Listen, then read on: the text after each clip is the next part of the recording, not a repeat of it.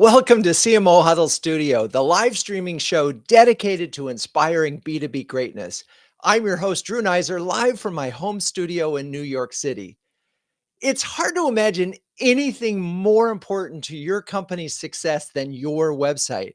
Potential employees are looking for cues that yours is a company that where they could thrive.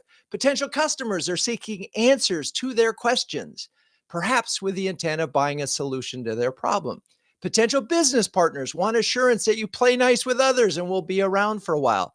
Investors, media, analysts all have their own information needs. And customers come back to the website for support and assurance that they made a good purchase decision. So now overlay all that complexity with international considerations, and you've got a level of complexity that literally boggles the mind. But fear not, there are some tricks of the trade. So stay with us as we tackle global website management today with two pros. And with that, let's bring on Tom Bianchi, SVP Product Marketing at Acquia, and an industry expert who has graced our stage before to delve into the topics of adapting B2B digital in a downturn. So hello, Tom. Wonderful to see you again. Drew, how's it going? Great to be here. Thanks for It, having me. it's great. I wish you could have seen, I do a little dance when the music comes on. And that was like, I got all pumped up for this show. But so how are you and where are you? Yeah, doing really well, thank you. I'm in the UK, so I'm based from my home office, as you can see, and I live about 25 miles to the west of London. 25 miles to the west of London. Very cool. All right. Well, so you recently announced, Acquia that is, an acquisition of a company that helps improve website accessibility. Certainly a topic relevant to today's conversation. Share some of the key strategies that you can talk about a little bit about about this acquisition, and then how folks can improve accessibility and why it's important. Yeah, sure. Thank you for that. So, first of all, here at Acquia, we set out on a mission at the beginning of this year to create our strategy and vision through to 2026. And as part of that, we identified three key things that we believe to be the tenets of the best-in-class digital experience, going forward and into the future. And those are, firstly, that it's an open digital experience, and that means quite simply that you can connect whatever pieces of technology you need into your digital experience to make sense for your customer, right? So that it can be integrated too easily, so that it can operate easily. And of course, we also happen, for those of you who know, to be based on an open source content management system, which of course is Drupal. The second is to make that every digital experience is as safe and as secure as it possibly can be. We all know how important privacy is today, and of course, for certain industries, being regulated with compliance frameworks and so on is also really important. So we believe that that's going to continue and become more important as things like privacy regulations come in. And the third, and I'm saving the best to last, is that every digital experience should be inclusive and accessible. If you're a brand creating a digital experience today, think of your total audience and what proportion of that audience might have an accessibility need, or come from a community that should be included by default as opposed to being an afterthought. So that said, you asked a question about why is that important. Well, I've got some stats for you, Drew, and let me know if you think these higher or lower than you thought they would be. There was a piece of research done by a company called Pew that said the respondents to that said 23% of disabled respondents to that survey said they never go online because they can't use a website. And then think about the fact that in the European Union, there's around 80 million disabled people, and in the US, there's about 57 million disabled people, at least according to the American Disability Association. So then think about how many millions of people, we marketers that create websites that are just not accessible to these websites, are we missing out on? And even though this isn't the first priority that everybody should have, we should do this because it's the right thing to do. But just from a commercial perspective, think of the opportunity that you're missing by not catering to this audience. So that's why we think it's important.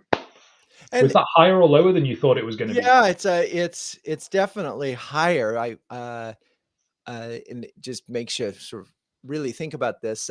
The question I think I have, again, this is me being a little bit ignorant, which is good sometimes in a show like this. Uh, do you when you enhance accessibility or make decisions to enhance accessibility, do you change the experience at all for quote everybody else?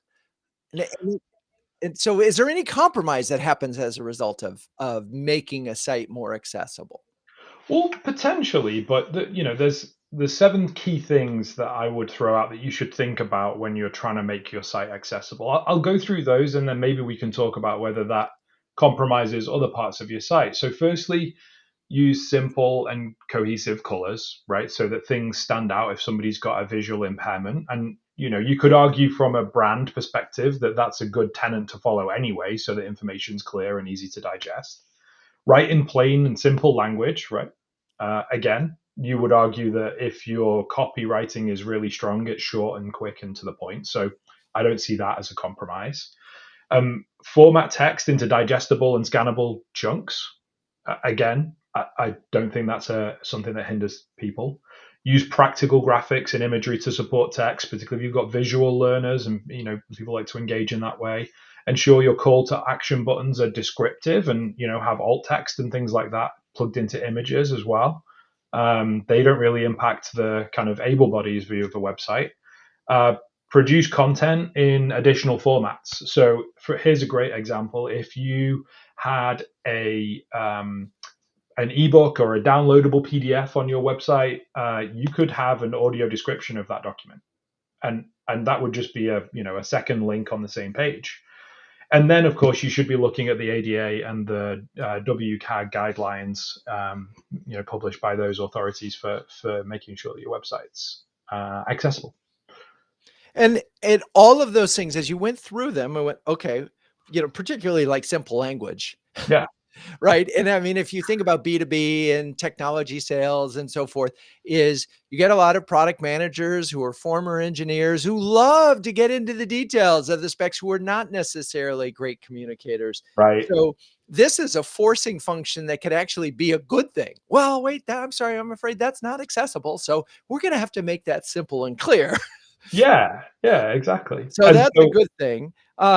You could get an art director to say, but I want some more colors, and you could have that issue. But I also suspect when it comes to the design that this is a testable proposition too. You could look at the sort of and see what is going to happen depending on what you are optimizing for, right? You could look at it and say, are we making trade-offs here or not? mhm. Yeah, absolutely. And actually, so with Montsedo, it gives you the ability to go through and look at all of the things that you might want to update to make your site more accessible, but it can help you optimize for that as well. And here at Acquia, we also have our personalization engine, which can help you with A/B testing and multivariate testing. So with any website, you should experiment to see what works. And now we're just adding a layer of accessibility to your experimentation agenda. And, again, I'm thinking about things like, audio descriptions and so forth. I'm thinking that that appeals potentially a lot broader than just people that say are visually impaired. I mean, Mhm. I don't know about, but, I'm listening to audio all the time and it's Right. becoming a major part and, you get used to it and maybe you could listen at 1.25 speed and, and sometimes it's really a great way of consuming information. So that makes sense to me. Descriptive alt tags. Well, again, that's part of your SEO practice Hmm. anyway. So, Exactly. uh, I feel like based on what you just described that this is just smart, not, it's just the right thing to do anyway, even if there weren't. Now, and just to wrap up on accessibility, Yeah. are for the most part, I know guidelines have been issued, but are there like certain countries or something where these are mandates? There are, and there are also certain industry sectors as well. Right? I think particularly if you're in certain countries where there are local government website properties and things like that, or in the healthcare industry, there are regulations around who should be able to access your site. And again, also it comes to who's your audience, right? If you think about a local government website, you don't even have to think about somebody that would classify themselves as being disabled to have an accessibility requirement. You could think of an older generation that might struggle with the size of text because of just the fact that they're older and their eyes don't work as well as they used to, or that they're becoming hard of hearing because they're getting older, or because they are starting to get things like dementia and stuff like that. So we've got to think about all of the different use cases. And when you think about a digital experience that works for the entire population, I think it's when you start to see the benefits. Got it. Okay, so let's shift gears a little bit. We heard rumors of the launch of Acquia TV. Talk about that. Yeah. So, well, you and I have talked about this on a huddle actually before, or the problem at least that led to us creating that, and that's the demise of the third party cookie, which of course we've been talking about for many years, but 2024 it's finally coming because Google Chrome is going to start to deprecate the third party cookie in the new year. And so, what does that mean? Just as a recap, of course, it means it's more difficult to retarget off of the back of ads, and it's sometimes more difficult to track your audience across your site too. And so, we decided to take the bull by the horns and create, following our own best practice, create a true value exchange for people using our website by making great content that was educational, that had thought leadership value, but instead of just putting it on a social media channel, or popping it up on YouTube and hoping people watch it, where we can't track and we wouldn't be able to retarget and we wouldn't be able to necessarily get the insight from, we decided that we were going to build our own TV channel. So we partnered with a company called Bright Cove. Many of you will have heard of them, a top class streaming product. And the reason that we chose them, because there are many other video platforms out there, but they have the best video analytics that can integrate with our CRM, which happens to be Salesforce. So now we can not only get the first party data of the people who have come to our website to watch hopefully the great content that we're making and that people like, but also we can see how much of a video they watched and the topics that they like to engage with, so that we can better personalize the experience for them with recommending, here's the next episode that you should watch, right? As well as market to them better in the future. Well, it seems to me there's an executive connection here between Bright Cove and Sitecore too. Is that a coincidence? It is a bit of a coincidence because we were considering doing this anyway. And so what Drew is referring to, for those of you who don't know, is our Chief Market Officer, Jennifer Griffin-Smith, joined us in April, actually from Bright Cove. So really, that was the catalyst to get the thing that we had already thought about going. And we jumped straight in with 2 feet. Well, and I also just remember having a conversation with the CMO of Bright Cove prior to Jennifer, and they were talking about their own TV channel in doing that as a marketing thing. Now, and I want to spend a little time on that because other brands have tried this, famously Bud TV. Yeah. And the problem, of course, is if you build it, they don't come.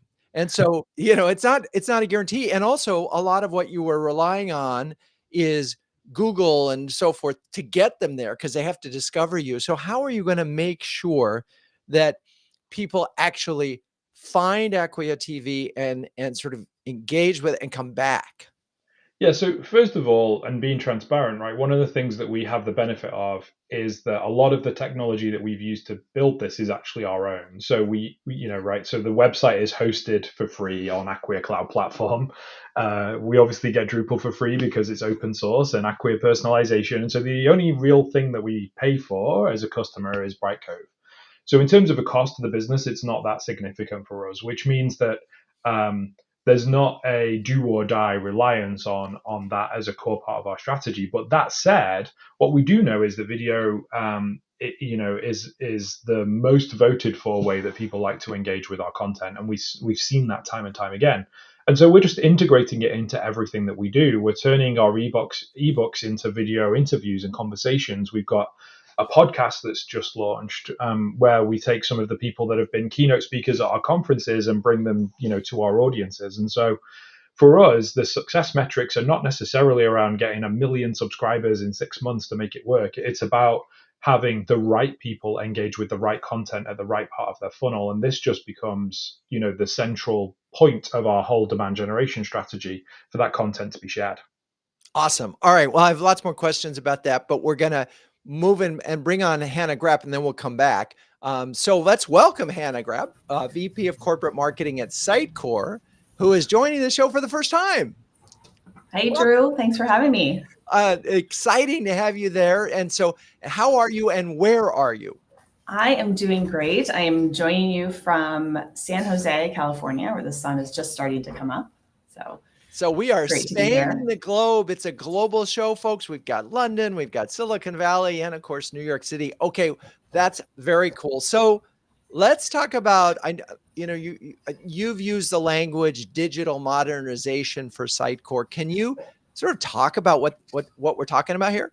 Yeah, I can. And I think it'd be helpful just to have a little bit of background on to set up the context of Sitecore's transformation and this digital modernization that we're going through. Over the last few years, Sitecore itself has done this a significant evolution of its own products, going from a traditional on-premise hosted web and commerce solutions to a fully native product offering. And I share that because that's been a really big driver in our transformation on the marketing front. So helping us as a customer of Sitecore technology go from this traditional, more monolithic solution where you have all-in-one to a very composable tech stack where we can pull in solutions from Sitecore, from other third parties that we need in our tech stack to build this best-in-class experience for our customers, but also for our technology, and so that we can be much more agile for our business. So that's been a big driver of this journey that we've been on. But interestingly, our path, typically we think we need a new experience. We're going to start with the website design itself. But our path to think about how we really wanted to modernize for the future started with rethinking our data and our data structure and how our data was going to flow across different systems. How are we going to manage it? How are we going to use it to deliver more personalized experiences? How are we going to use more first-party data that we have in other parts of the business, in customer success and others, to create these really compelling account-based experiences as different brands come to the site and interact with Sitecore. So we started centralizing with a customer data platform and just pulling in all those data sources and figuring out how did we need that journey to flow through. Because if we'd started with what we want it to look like, we may end up with beautifully designed customer journeys that we actually can't execute based on our data structure. So that was part of the reason to start there.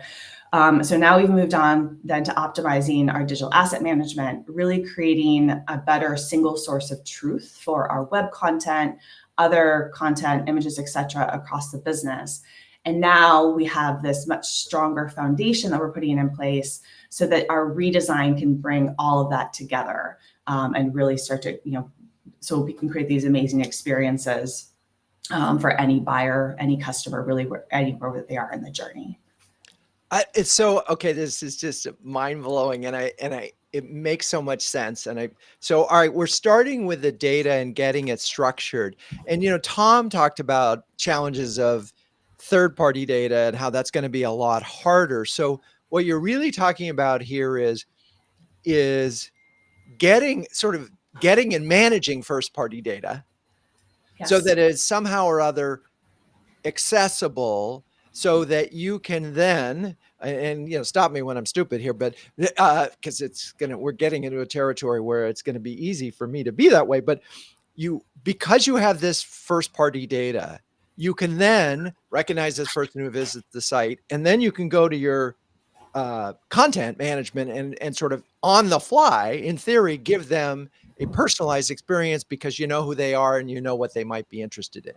Exactly. In a perfect world. Is that what we're talking about? That is what we're talking about. So what we know is different solutions that they have at the account level that can be used for personalization and to set them on a different path when they're on the website, or if they're depending on where they're coming into our website from, we can deliver different experiences. But it all starts with having the right data foundation in place. And we have a lot of first party data. It's just it hasn't been in a way that set up in a way that we could use it for personalization. So that's part of this foundation that we're building now. Because in the old days, like 3 weeks ago, we would, someone would come to your website and you try to get their name, and then you'd capture that name, and then you just cookie the heck out of them all over you cookie them and you'd follow them all over the web and retargeting. And that was good, but it's going to be a lot harder to do that. Yes. And so it feels like the race for first party data, I mean, it's the whole ball game is first party data. Yes, absolutely. Okay, and starting here still allows us to go kind of this crawl, walk, run down that path, but we at least have the right infrastructure in place where we can continue to scale. Yeah, it's so interesting. And I haven't heard anybody articulate the notion of start with the data and data structure first. Okay. And then the second part of this, and I just want to understand, you talked about making sure, I'm imagining yet another database of content, right? And that's what the next structure of this thing is. In order to be able to create these personalized experience, you have to have the data, and then you have to have the cues for and by data at that moment, I just mean customer first party information about people, right? Correct. Then we get to what might those people want.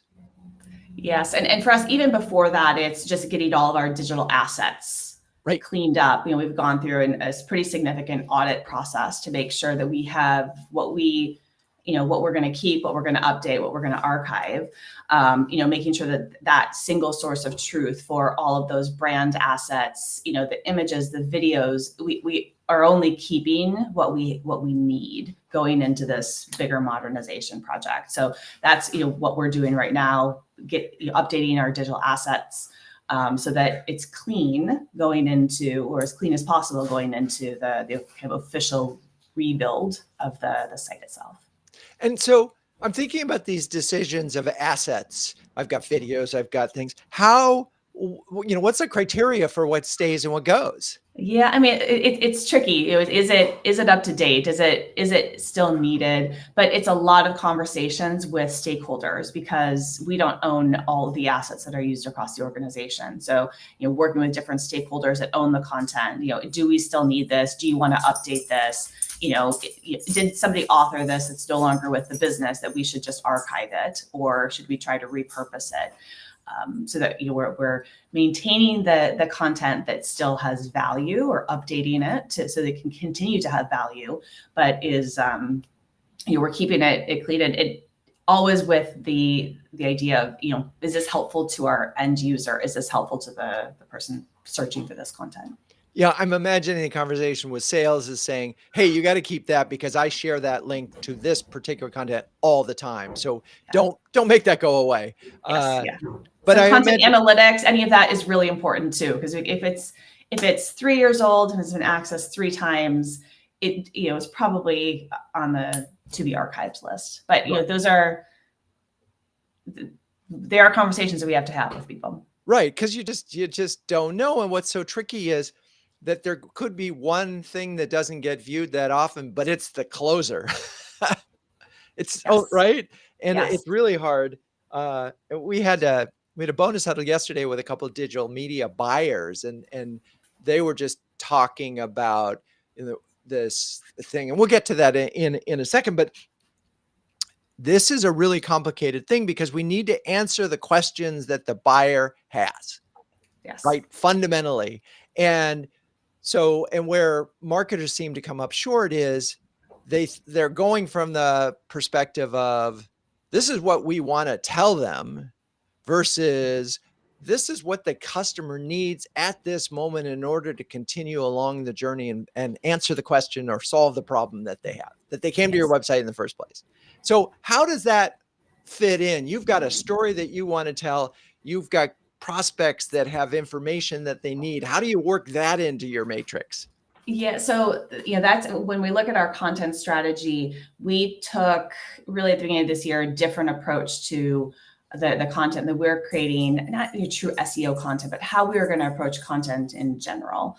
Thinking about where are those categories that we have that right to win, and what are the keywords that we think somebody would search for. But then we started to layer in intent data from 6 Sense, looking at search data, and not approach it necessarily from a keyword standpoint, but from those questions that would appear in kind of the Google helpful content, questions, and approach it not truly write Q&A content, but approach it from those questions versus keywords. So that was our first step in really trying to be much more, user and audience focused in the way that we're creating content. And then this next wave is really going to come through in the redesign that we're undertaking, in how we plan for the content and those user journeys.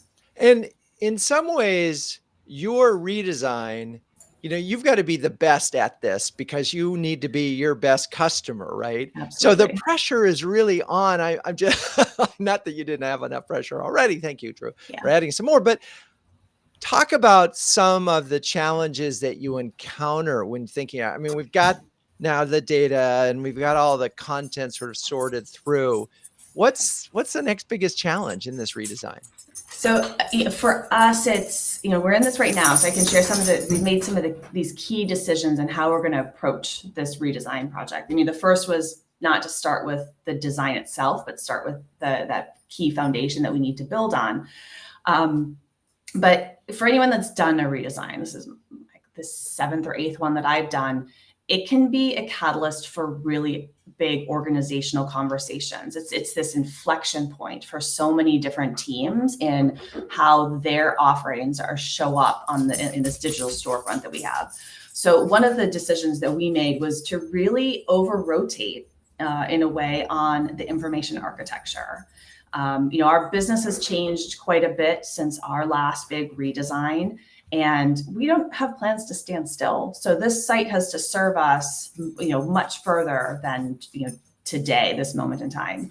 So this information architecture portion of the redesign includes, things like getting the navigation right, making sure that all areas of the business are represented the way that our users, those visitors would expect to see it, not the way that we see it internally. It's the page structure. It's getting the taxonomy right so that other things can kind of automatically happen behind the scenes. But starting with this type of conversation allows us to operate a lot more in the facts and that level of detail versus starting with what it's going to look like, where there's a lot more subjective opinions and it's harder to weed through in feedback about design when we're really looking for those core structural changes. So that's one difference is that just spending a lot more time on the information architecture than other companies may, or than I have in other redesign projects. And then another area is we're really proactively thinking about governance. Because I've been in projects where we go in and we're so excited about getting the site launched, we haven't thought through all those business rules and how we're going to manage it going forward. How are you going to unpublish content? How are you going to make sure that it stays fresh and doesn't just become this ever-growing repository? How do we handle these key stats that have to get updated throughout the site on a regular basis without somebody manually going in and updating these? Just all those questions that will make our lives easier going forward, we're proactively addressing.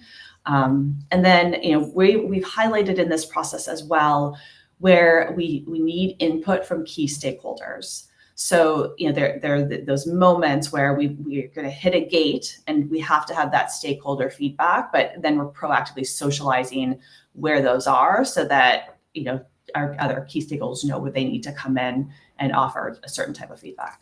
Well, oh my God, you just covered so many important points. I'm just going to have to put a punctuation point on a few of them.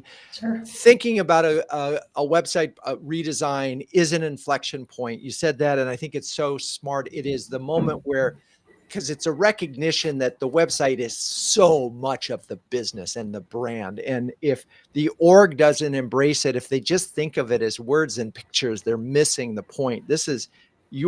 It's your go-to-market strategy in most of the ways. So it is about information architecture and navigation. And I think a lot of folks, when they think of, oh, just show me what's going to look like. No. Let's spend some time on the information architect. By the way, shout out to Enrique Saliant, who left a comment for us. Hello, Enrique. He used to work at Renegade years ago as a information architect and experienced designer. So I had to do a shout out to him.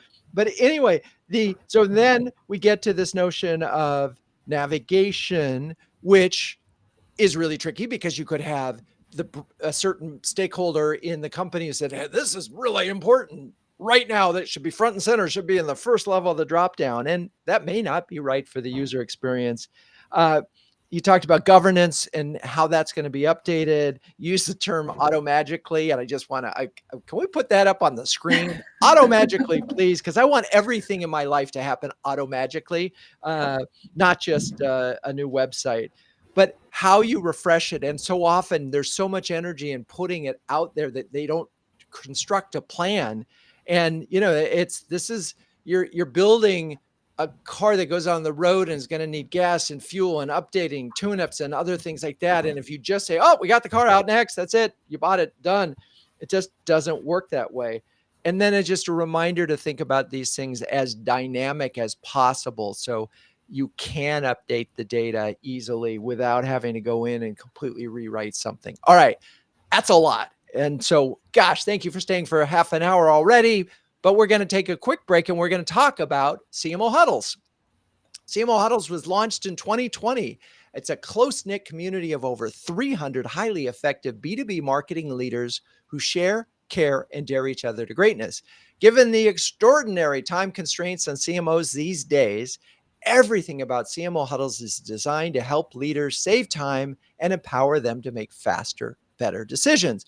So let's bring Tom and Hannah back, both of whom were interim CMOs, and this is sort of how we got them in our program. And it's wonderful. I know you're busy marketing leaders, and I'm just wondering if you could give a specific example of how CMO Huddles has helped you. Tom, you've been on the show before. I'll let you start. Sure. Yeah, I think specifically if you're in technology and you've been a B2B marketing leader in that space over the past 12 months, at some point or another, there's been a conversation around budget, how to optimize your budget, how to cut your budget. And it might have even gone as far as, how do you plan to reduce your team size and things like that. So as a marketing leader, when we went through some of those things at Acquia, I found it really useful to have, other CMOs, because I was interim at the time, to talk about, how are you approaching that? What are the board asking you to do?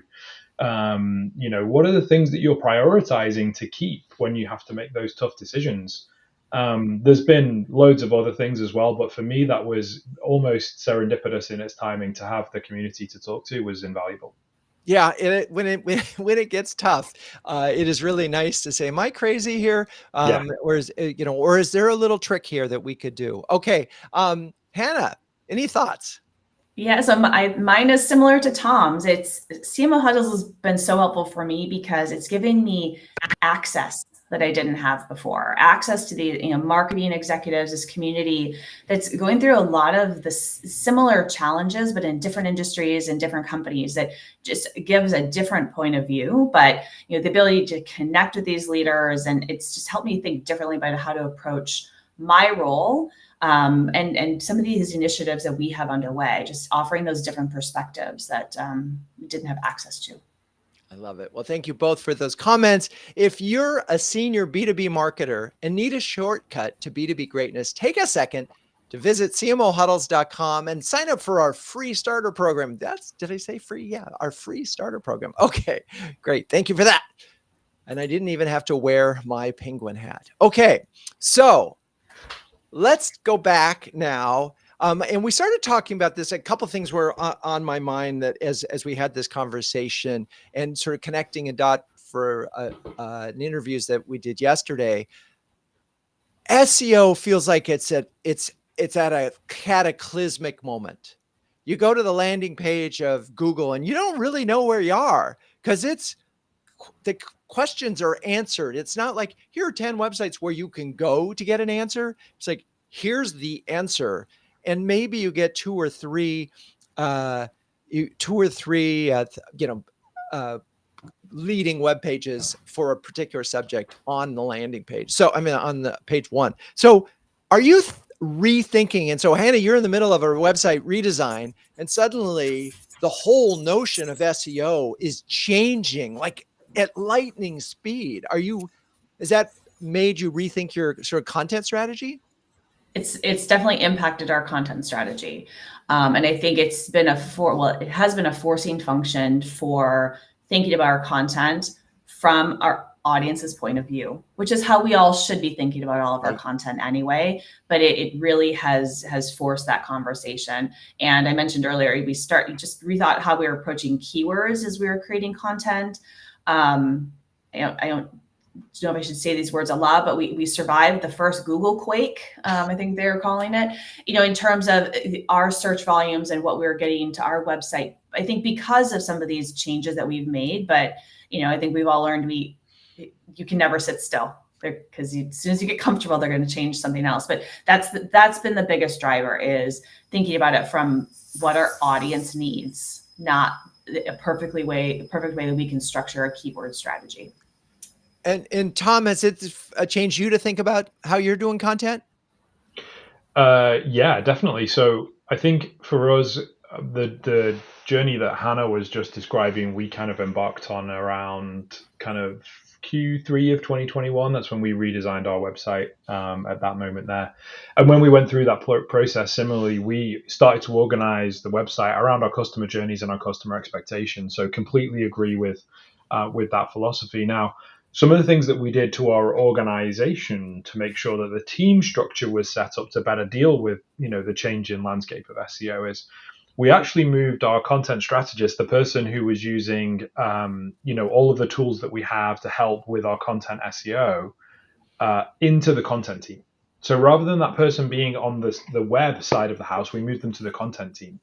And that, led to the kind of whole dynamic shift of, why are we creating this piece of content? Where does it sit in the customer journey? And then when you actually put pen to paper, as it were, it's already optimized for what the customer's needs are, and also for some of those, quirky new features of SEO, like the question and answer boxes that you get, that you were just describing, Drew. And so from there, we started to track metrics like, for the words that we think our customers care about, do we appear in the answer box or not, right? And then improving our position.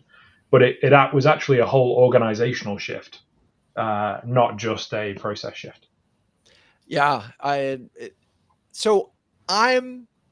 takeaway on this is, why wouldn't you put a lot of your content in Q&A format? I mean, because that seems to be the way sort of Google has decided that's the way it wants to share information, because that's what ChatGPT is doing, right? It gives you an answer. And I also think there's a general criticism of websites, particularly B2B, where customers have about 30 questions and it takes them 25 clicks to get all those answers. And, that other than if they just typed into the chatbot one at a time, right? And just, so I guess that I'm going to go back to this. Why not really reemphasize Q&As?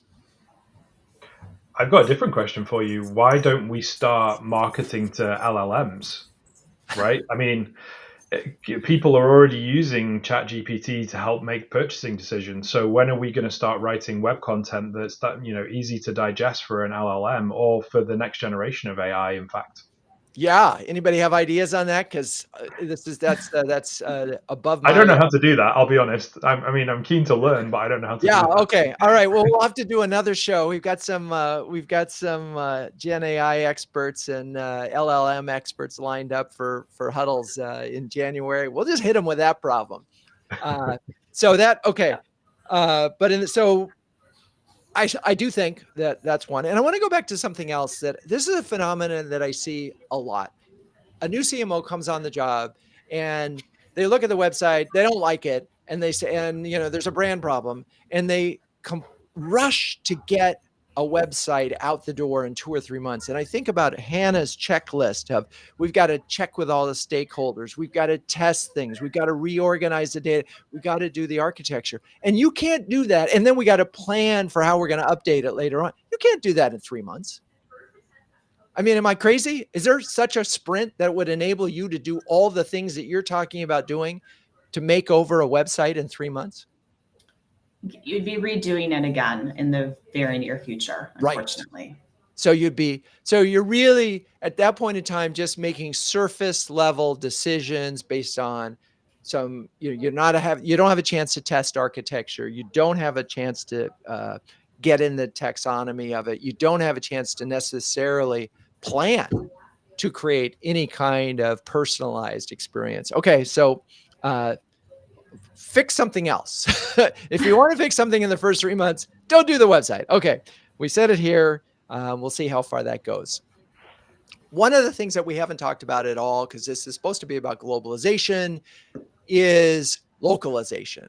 And I'm curious how that works, because I mean, and again, I'm thinking of Hannah and all the processes that you talked about. We haven't put the global layer on there.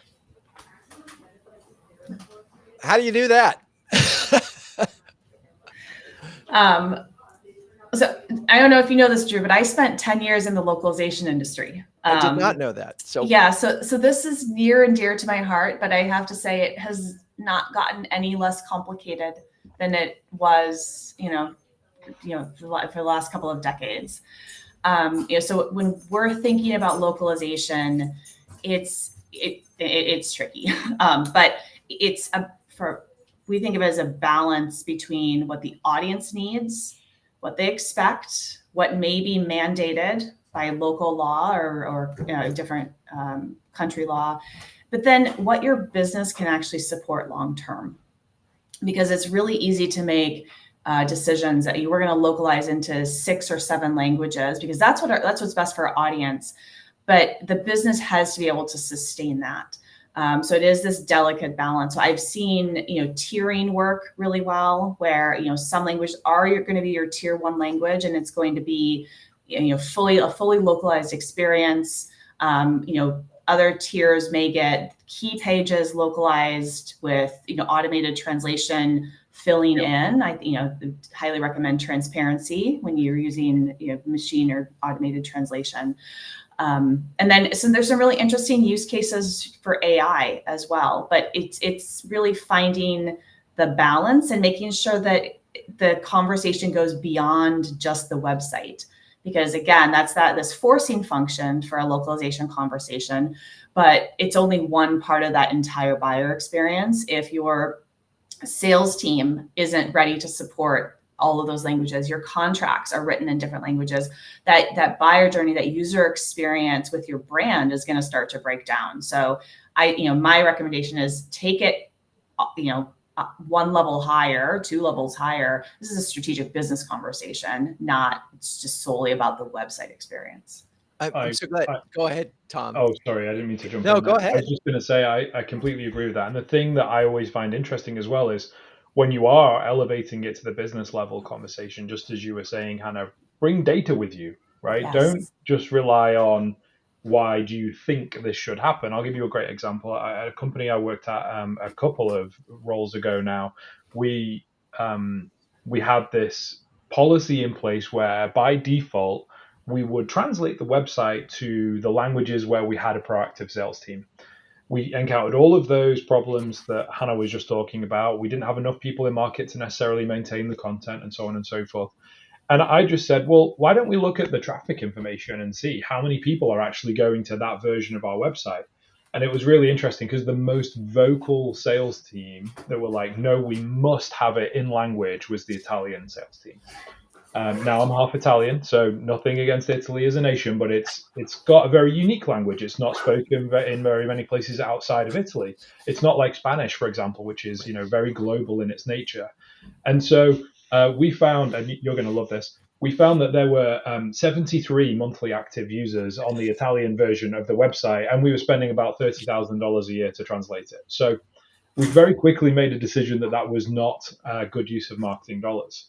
The other thing that we found as well is that of the people that were visiting our language, that were coming to our sites and digesting the content in a foreign language, a good percentage of them were just using Google Translate on the English site, and they weren't actually using the localized version of the websites too. So Hilarious. I would just back that up with data before you make those investment decisions, and then there are a whole host of things that you can do with localization technology integrated with your CMS and all of those things, but do it with the data in your hand for sure. Yeah, and I just want to sort of stretch this just a little bit further, even to the, so if you're going to offer a really truly fluent website in Italian, but you don't have customer support in Italian, you know, because you've set a level of expectation at that point as well. The other thing Right. that's interesting, because in Huddles, we talked about local events. And, you know, I remember specifically one of the CMOs talking about how they were in Amsterdam in the first half an hour of the presentation. The local country manager presented in Dutch, and it was like really well received. It was a wonderful moment. And so localization and speaking in a local language is tremendously valuable, but you got to be able to again go all the way through. Now, it's interesting. So I wonder if there's a way to localize on a language basis, and that's just one aspect of localization, right? There could be completely different use cases for local, which is just another level of complexity. But I'm wondering, so these days, because of the technology is there to do sort of pretty darn good instant translation using tools, that if you do offer, and maybe this is what you meant by transparency, if you do offer, say, Italian, but you say, we're offering Italian here, but we don't support Italian, you know, I mean, how do you manage expectations there? I just wonder.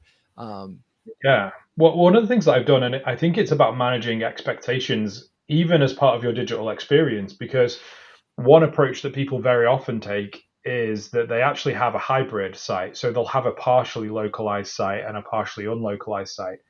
And so I've seen examples of websites where, if it was the Italian language site as an example, but you were about to click on a link to take you somewhere else in the website or to a piece of content, that actually your hover over pop up, right? We sometimes kind of forget that those exist, but as you move your mouse over, you can program it so your website has that in. Would say, you know, this link is in, or this destination is in English, right? And it sets expectations even at a tactical level. I think it's then really important that as as you think about your overall business strategy, that you set those expectations completely across the business, not just about your go-to-market function, about your support function. And one of the things that I've always ensured that, you know, my teams have had, I've spent a lot of time in field marketing, is we have a matrix of what is supported in what country to what level of degree, so that internally we know what those expectations are, and it helps people stay on the same page about how we project that externally. So, for example, you know, do we have local language support in this country? Do we have content available in local language? Is the website translated, and so on and so forth? And then it sets the expectation across the business as to what we're doing in what market and why we do it. Yeah. What all of this conversation comes down to is making choices for your business so that, because the pressure is, oh, just add another page. Oh, just add another drop down. Oh, you can throw that in there. And the challenge is, the bigger the website gets, the more products that you have, the more drop downs that you have, the more ways that they go, the less likely it is to be able to, one, get the information to the person quickly, right? It took me 7 clicks to get there. That's a problem.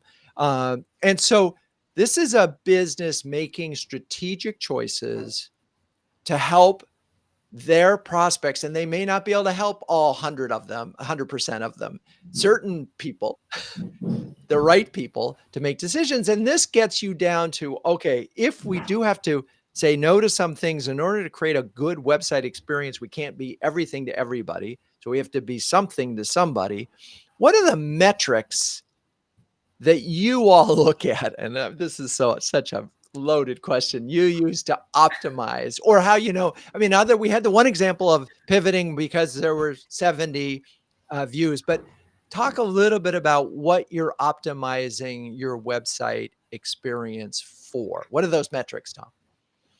Yeah. So for me, it actually, we group our website into areas that are based on the customer journey, as I talked about. And so when we look at our website dashboard, we're actually able to segment our Google Analytics data, which is our primary source, by those streams of customer journey. And they loosely, but not always entirely, go to the categories of product that we have. So from CMS to the hosting solution to the digital asset management to the customer data platform, right? All of those different areas that people might be buying from us. And then we look at, the total visitors to start with, and we basically back down the funnel. So how's the conversion going for that site, for that part of the site? Are we seeing, the top performing assets and what their conversion rates are like? And then we also back it all the way down to the pipeline level for us as a B2B organization. So what are the opportunities being created that support that are coming specifically from the website? And of course, we can track it through all the way to closed won, but given our sales cycles, kind of the average 6-month mark, then we've spent a lot of time optimizing the top of funnel when it talks about on the website, and we optimize the opportunity creation to close away from the website. So yeah, we effectively create a funnel by customer journey and track it in that way. Got it. All right. So ultimately, we are talking about how effective is the website at capturing demand to create sort of pipeline. Hannah, anything else to add on the question of metrics and optimization? Yeah, so we also look really closely at those high intent conversions, the demo requests, those that have come in through the demo experience. Contact us because we're trying to ungate more and more of our content, but are those journeys driving those visitors to convert on those high intent pages and high intent experiences? So just paying attention to the journeys to get them there. Yes. Is another Amen to less gating. Thank you. Thank you. So this is the moment where we do ask on every show is, what would Ben Franklin say? Well, he was a man of the world. He spent, I think, 28 years in England and France. And so I don't know, I found this one: where liberty dwells, there is my country. He was a man of liberty. So yes, so wherever your customer dwells, there is your customer. How's that? All right. Well, awkward, but we'll move on. So final words of wisdom. Let's start with Hannah. Share 2 do's and a don't when it comes to global website management. So my 2 do's, the first, make sure all stakeholders are identified up front and they know what their role is. And that do have that strategic conversation about localization for your business.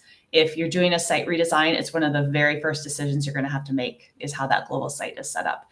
And don't skip the governance conversations, the taxonomy, publishing, unpublishing, and just they'll help you automate as much as you can. So don't skip those up front. Yeah, because I mean, this is not just for day one. This is to last at least, I don't know, what's the the shelf life of a website? A couple of years, I would hope, if it's done right. Okay, Tom, 2 do's and a don't for CMOs when approaching global website management. Yeah, so first do, of course, and you've heard us both talk about this today, is put the customer at the center of the digital experience as you build it, right? If you're thinking about how do I convey this product message to the market and you start there with your website, you will definitely go off track. What is the customer hoping to find out about your brand? That's my first do. The second do is continuously optimize and experiment. We talked about SEO today. That's one dimension that you can, of course, optimize and experiment in. Think about personalization. Think about, every overall experience optimization as well. So how do people convert on your site? And then my don't, which hopefully is no surprise, but don't forget about the population that your website currently isn't designed for. Don't forget about those people with accessibility requirements. Don't forget about making your website as inclusive as possible, because ultimately, if you're a commercial organization, you're missing out on some of your audience, and it's a missed opportunity. Yeah, and so thank you for those. I want to add just one notion of how important the website is. This is not just a brochure that you put on the website. This is the way people really translate your brand, how they absorb your brand. For often folks, people visiting the website, that's the experience.